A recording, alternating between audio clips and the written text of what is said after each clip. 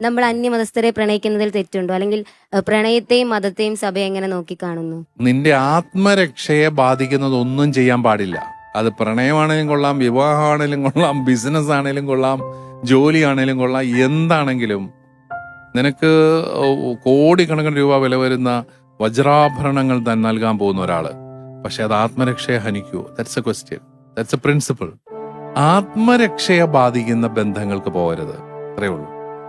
നീ അന്യമതസ്ഥയോ പ്രണയിക്കുവാണ്, അവന് നിന്നോട് ജെന്യുവിൻ പ്രണയമുണ്ട്, പക്ഷേ ഞാൻ ഒരു വിവാഹത്തിലേക്ക് കടന്നാൽ എൻ്റെ വിശ്വാസം, എൻ്റെ ദൈവം, ഇതെല്ലാം എനിക്ക് നഷ്ടപ്പെടുകയാണ്, എൻ്റെ ആത്മരക്ഷ അപകടത്തിലാവുകയാണ്. നമ്മളുടെ ഒരു പ്രത്യേകതയുണ്ട്, നമ്മൾ മാമോദീസ വെള്ളം വീണ പാർട്ടികളാണ്. നമ്മളെ കർത്താവ് സ്വന്തമാക്കിയതാണ്, സ്വന്തം രക്തം വിലയായി നൽകി. അങ്ങനെ ഇങ്ങനെയൊന്നും അത് ഇട്ടേച്ചു പോകാൻ ശരിയാകത്തില്ല.